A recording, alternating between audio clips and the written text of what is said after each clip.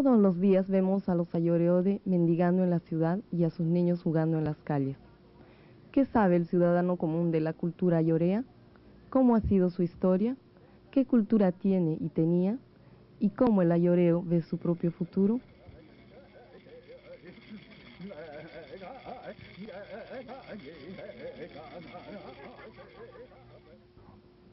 Hoy en día viven unos 3.200 ayoreode en 11 comunidades de Bolivia y 2.200 en 6 comunidades en el Paraguay.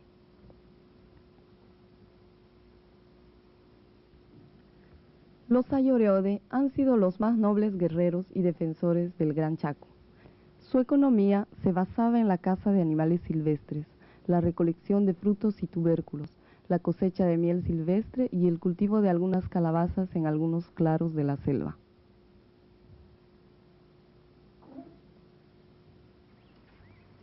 Para cosechar la miel, seguían el vuelo de las abejas hasta encontrar el pico. Hábilmente subían al árbol usando cuerdas de la fibra de piña silvestre, haciendo uso de un hacha.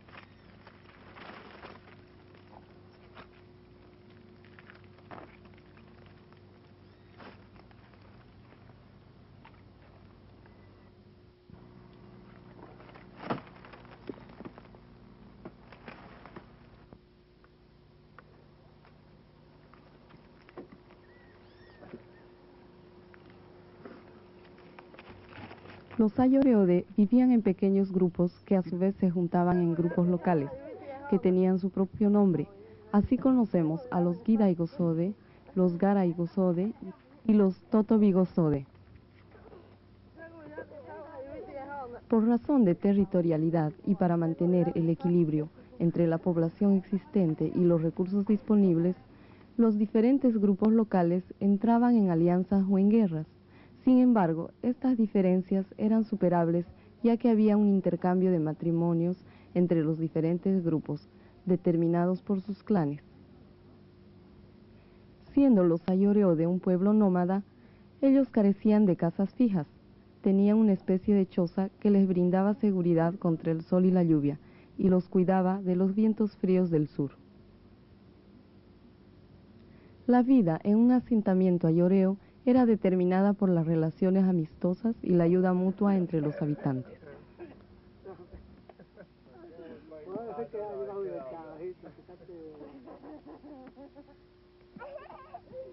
Los ayoreode eran un pueblo nómada, quiere decir que no tenían asentamientos fijos durante el año. Su vida económica se basaba en la caza de animales silvestres, la recolección de frutos y tubérculos en la selva, la recolección de miel y donde era posible la pesca. Su principal actividad era la caza. Hábilmente cercaban a los animales en el monte y mediante una macana atrapaban la presa.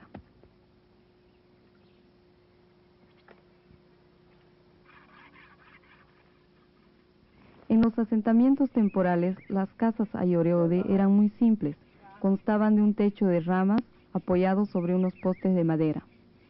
La vida social que llevaban en el monte se caracterizaba por una solidaridad mutua, respetándose unos a otros. Si un cazador tenía suerte en la cacería, compartía con sus compatriotas la suerte, distribuyendo la carne entre todos. Podemos decir que la sociedad ayoreode era una sociedad igualitaria, donde no habían diferencias entre uno y otro, y donde cada miembro era respetado. El abuso de poder era desconocido por los capitanes ayoreode. Las decisiones se tomaban entre toda la comunidad.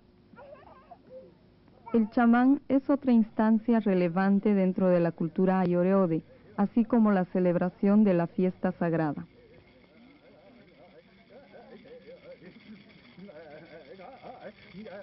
No existe ningún pueblo en el mundo que no tenga una religión, y podemos decir que en todos los pueblos existen personas, mujeres y hombres, cuyo rol dentro de la sociedad consiste en la dedicación a los asuntos religiosos de las creencias de su pueblo.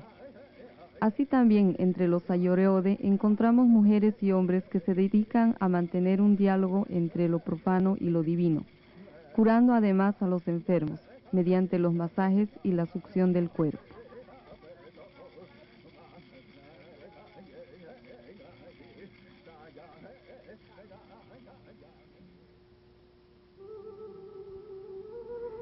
Entre los Ayoreode existe la creencia de que la naturaleza los abastece, gracias a sus divinidades que son benevolentes con el hombre y les mandan animales. Hacen crecer los frutos y aflorar el agua. Existe entonces una relación estrecha entre la vida de los hombres y las divinidades. Esta relación debe ser renovada cada año, con el fin que los bienes en la naturaleza no se terminen. Para este pueblo era muy importante la fiesta de renovación que se comenzaba a celebrar en el momento de la mayor escasez de alimentos y agua. El canto del pájaro Asogná, Cuyabo, en época de sequía, anunciaba la celebración de dicha fiesta. El culto más importante se realiza en momentos de mayor escasez de alimentos en la selva.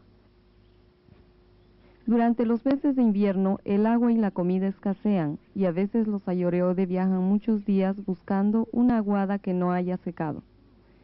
En estas marchas sedientas, el agua de cierto tubérculo es una de las pocas soluciones ofrecidas por la naturaleza. De la pulpa de sus raíces machacadas se extrae un jugo que aplaca la sed. La sequía de invierno, de acuerdo a la religión Ayoreode, es causada por Asogná, el Cuyabo, el que antes de invernar encierra a la naturaleza. Por tanto, la lluvia y el crecimiento no volverán hasta que Asogná despierte y libere a la estación del crecimiento una vez más. Se acerca el fin de agosto. Durante la noche anterior se volvió a escuchar el trino de Asogná por primera vez. Este llamado exige una respuesta inmediata. La celebración del rito de purificación de Asogná. Solo una correcta interpretación de este ritual puede asegurar un verano copioso.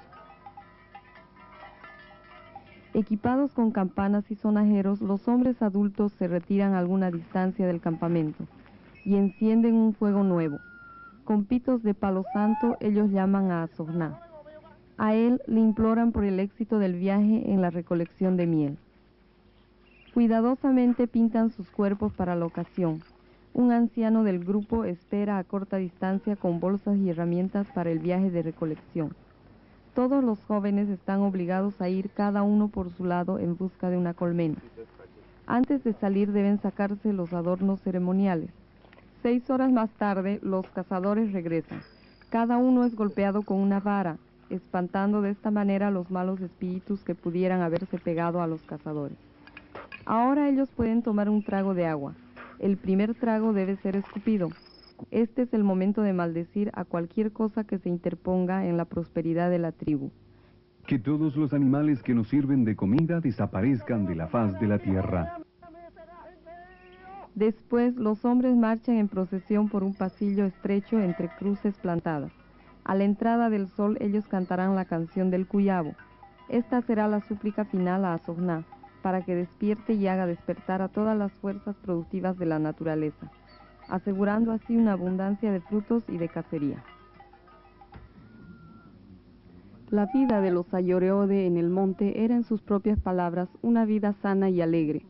Los Ayoreode tenían conocimientos que existían fuera de su mundo, el mundo de otra gente que ellos llamaron Coñone, que significa gente sin conocimiento, gente cobarde, gente inútil. Los Ayoreode eran buenos guerreros y no tenían miedo de luchar cuando la gente cobarde, los blancos, entraron en sus territorios para apoderarse de ellos. La historia del contacto de la sociedad blanca con el pueblo ayoreo demuestra en todas sus facetas la brutalidad y la agresividad del mundo de los blancos. En los años 30, después de la Guerra del Chaco, colonos menonitas avanzan desde el sur invadiendo los territorios indígenas. Lo mismo pasa en Bolivia. Son los avances de los petroleros y la agroindustria. Los Ayoreodes se ven forzados a abandonar sus territorios y refugiarse en aldeas. Los gobiernos del Paraguay y Bolivia encargan a los misioneros fundamentalistas evangélicos de Norteamérica hacerse cargo de la pacificación de los indígenas. Los misioneros tienen un solo afán: evangelizar a cualquier precio a los Ayoreode, y logran la incorporación de los Ayoreode a la civilización destruyendo su cultura. En los años 1986 se repite la historia. Se tiene la noticia de un nuevo grupo de Ayoreode en el monte, aún sin contacto, al norte de Filadelfia, ciudad en el Chaco central paraguayo. Además, se sabe que al sur de San José de Chiquitos, entre las Salinas y el río Otukirish existen también unos Ayoreode que no han tenido aún un contacto con la civilización. Los Ayoreode en las misiones y otros asentamientos quieren realizar un contacto inmediato, mientras algunos científicos sociales defiendan la idea de no hacerlo. Sin embargo, los misioneros imponen su idea de un contacto con el fin de evangelizar a los supuestos bárbaros. Estos usan para el primer contacto a Ayoreode de su misión. Lo que escuchamos a continuación es el sonido original acompañado con fotos en blanco y negro.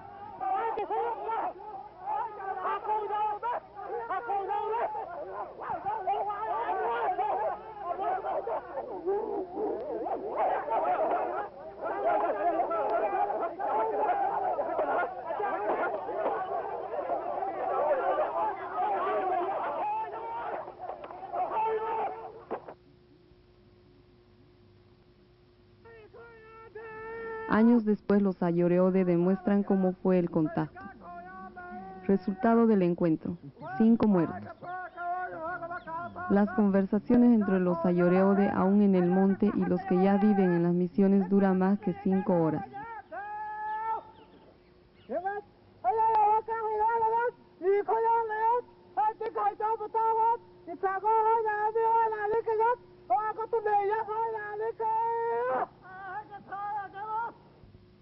Al fin, el intercambio de agua simboliza la paz. ¿Qué paz? Para los unos, la alegría de poder evangelizar más indígenas, y para los otros, el fin de una vida en libertad. Adiós a la solidaridad, adiós a una vida de dignidad. En 1986, la salida de un grupo ayoreo terminó en un asentamiento en los cinturones de miseria que rodean las ciudades. Y ahora, en nuestros días, en 1998, fueron ubicados nuevamente unos 25 Ayoreode que no han tenido contacto con los coñones, los cobardes, los inútiles. Y su suerte va a ser la de todos los Ayoreode que salieron del monte.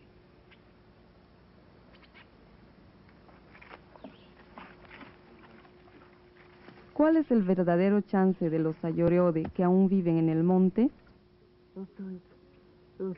Según nuestra opinión, ninguna. Pues de todos los lados avanza la agroindustria y eso significa dinero, poder, y no respetar culturas indígenas. Somos realistas en este sentido, basándonos en las experiencias de muchos casos semejantes.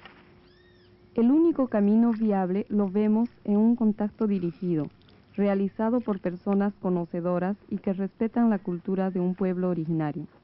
Este contacto tiene que ser acompañado con el asegurar de un territorio propio, en el cual los Ayoreode puedan decidir sobre su propio futuro. Sin embargo, la realidad es otra. El Estado entrega la pacificación de los indígenas a misioneros cristianos evangélicos. Los misioneros cristianos necesitan asentar a los indígenas en comunidades fijas para poder evangelizarlos. Los evangelizadores actúan seguramente de buena fe, pensando que llevar a los indígenas las enseñanzas de la Biblia basta para la nueva vida. Sin embargo, los resultados son totalmente contrarios, y esto no solo es el caso para los Ayoreode, sino es un hecho mundial. Todos los pueblos originarios que han sido sacados y aislados de su ambiente son deshechos en la civilización. Viven como los más pobres y muchas veces sus mujeres se ven en la necesidad de prostituirse y sus jóvenes recurren a las drogas. No hay casi palabras para describir lo que dicen las imágenes, teniendo en nuestra mente la de los indígenas en la selva. No queremos pintar un panorama blanco y negro, sino simplemente mostrar lo que cuentan las imágenes.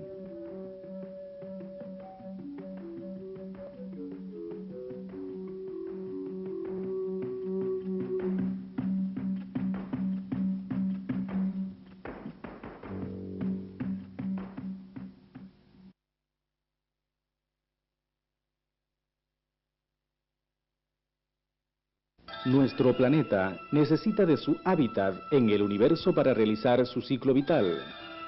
Los pueblos originarios de la Tierra evolucionan en tanto existen otros seres que extienden el eslabón hacia el fin absoluto de la vida, la felicidad. Los hombres escriben la historia por medio de sus obras. Un hombre que realizó una colosal obra apostólica en plena selva se llama Elmar Kringler. El padre Elmar nace en Austria, en medio de las montañas, en el seno de una familia campesina formada por 8 hermanos.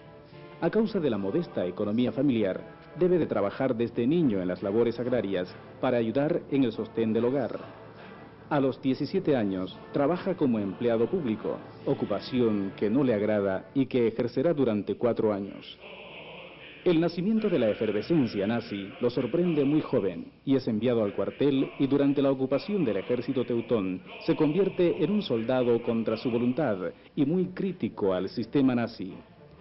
Durante 6 años es soldado de ocupación de Noruega, hasta que llega la ansiada liberación por los aliados.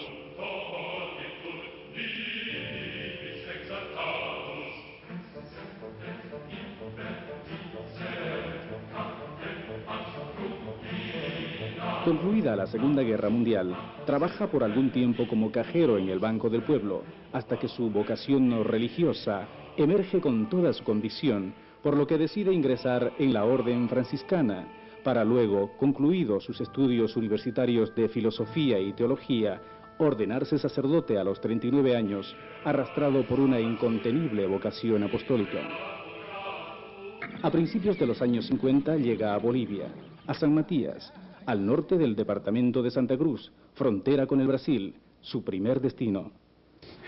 Me escandalicé porque, mire, yo venía a Bolivia y me destinaron a San Matías, es ahí el último rincón en Bolivia. En aquel tiempo era un pueblo donde no había ni una casa techado con tejas, ni la iglesia era techado con tejas, sino con canales de palmas, era la única cosa, y todo con cusi techado, un pueblo todo igual. Un día, la población de San Matías se estremece por la llegada desde la profundidad del bosque de extraños personajes en estado de naturaleza absoluta, que ellos denominan bárbaros. Su primer contacto con la cultura ayoreode, por quienes lucharía toda su vida, produce en el joven sacerdote un gran efecto emocional. Preguntaron, ¿qué pasa? Que no se mueve nada.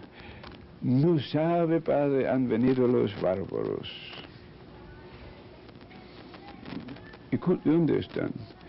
La casa de Pastón. Lo han llevado rápido, lo agarraban rápido los soldados, eran 13 ayoreos, vestidos del monte, solo su taparabo y nada más. Y estaban ahí y los agarraban los soldados, lo llevaron al casa de Pastón y metieron adentro. Y ahí se juntó en un santiamén todo el pueblo. Saltaron los 13 y vinieron y me rodearon. Me agarraban ahí, que tenía hábito en aquel tiempo, siempre usamos todavía hábito. Y me tiraban por el hábito, por el cíngulo, por todos lados. Y después comenzaban a hablar, claro, no entendí ni palabra, pero uno rápido me mostró aquí un puchiche, el otro me mostró un mal de ojo. Y el tercero, tres eran que tenían alguna enfermedad. Elmar comprendió entonces que estos llamados bárbaros despertaban en las poblaciones un gran sentimiento de temor. Después de 3 días yo crucé la plaza y ellos paraban siempre ahí alrededor de la casa parroquial y en la plaza y buscaban la gente. Después les ha dado algunos naranjas, alguna fruta que les sobraba en alguna parte y así se defendían una semana. Es a partir de ese primer contacto con el padre Elmar que él se decidió buscar en las selvas sureñas, colindantes con el Paraguay, el contacto con otros grupos ayoreode que aún vivían sin vínculo alguno con la sociedad nacional. Hasta entonces, el matar a bárbaros era considerado como un hecho normal y se enorgullecían de ello. Elmar coadyuvó a que esta mentalidad en la población no indígena cambiara poco a poco. Los ayoreos logran relacionarse con los chiquitanos y realizan entre sí intercambios de algunos utensilios, flecha y lanza de los aborígenes e implementos de metal de la población. El padre Elmar considera que ese fue el momento en que los llamados bárbaros pasan de la época de piedra a la época de hierro. En el año 62, el hermano Elmar busca un asentamiento para sus ayoreos y pide al obispo del vicariato autorización para hacerlo en la zona del aeropuerto de San José de Chiquitos. Después de mucha insistencia y no pocas llamadas de atención de sus superiores por su dedicación plena a este grupo étnico, el padre Elmar logra este anhelo, además de la autorización para ingresar nuevamente al monte para buscar nuevos ayoreos. Esta búsqueda le consumió 10 años de su vida. Nunca he encontrado, en 10 años he visto uno huir, puede imaginarse. Por eso yo digo, siempre puede ser una doble, triple, cuádruple doctor, si ellos no se dejan hallar, no lo hallan. Elmar lamenta no haber tenido los elementos técnicos para graficar toda esa larga odisea apostólica, salpicada de aventura, vivida durante los largos años de búsqueda y de culturización de los ayoreos. En 1970, tras varios intentos en otros lugares, logra fundar con 40 miembros de este grupo étnico, a 60 kilómetros de San José de Chiquitos, la comunidad Santa Teresita. Ahí he encontrado los 40 y hemos traído aquí. Este era un cuadro también fantástico. Cuando llegaron aquí todos querían vestirse con algo. Pero no teníamos de facto nada aquí, algunos trapos de la Cáritas que nos han dado antes. Confiesa que por su carácter nómada, los ayoreos son una cultura muy diferente a la de los chiquitanos, mestizos y blancos bolivianos, razón que muchas veces se llega a un mal entendimiento entre las culturas. El padre Elmar, a sus casi 80 años de lucha por la aceptación de los ayoreode en la sociedad nacional, en su lucha por la dignidad humana, es un ejemplo para todos nosotros. Humilde en su ser, en su vida franciscana ha construido amor en los corazones. Elmar no ha construido grandes obras en ladrillos o ha manejado estancias, pero sí tiene un rebaño de seguidores. Tiene como amigo a los más humildes. Muy raras veces encontró apoyo en su propio vicariato y hasta se han burlado de su obra silenciosa. Le han cortado apoyo económico y casi nunca encontró un apoyo moral. Pero esto no afecta a un pastor firme como él. Ha seguido su camino y aún lo está haciendo. Elmar es uno de estos hombres valientes que pocas veces encontramos en la vida. Tras 41 años de lucha continua y sin el apoyo de nadie, ni de su congregación, pero sí de los ayoreode, su máximo anhelo es que su obra sea continuada para enfrentar la grave problemática sociocultural que el futuro les depara. La cosa es que nadie quiere seguir y nadie quiere meterse en esto por la sencilla razón. Cada uno viene con una idea que hacerse un renombre. Hacer fácil es buscar plata en Europa y hacer una nueva iglesia, un colegio, un hospital, o sé qué yo, y ahí uno, ha hecho pero ahí en no puedes hacer nada. Depende ahora que no sea una casa de naipes, y esto depende. Por eso yo he peleado como un loco. Yo digo siempre, los ayoreos tampoco no son conejos de experiencia. Y hasta la fecha cada uno hace experiencia. Cada uno con la mejor voluntad prueba una cosa, prueba otra cosa, estrella con una, estrella con la otra. Elmar es uno de estos hombres valientes que pocas veces encontramos en la vida. Para muchos años más deseamos éxito en su trabajo al lado de sus verdaderos hermanos, los ayoreode. Para que ellos puedan en una vida sedentaria seguir prosperando y no deshaciéndose.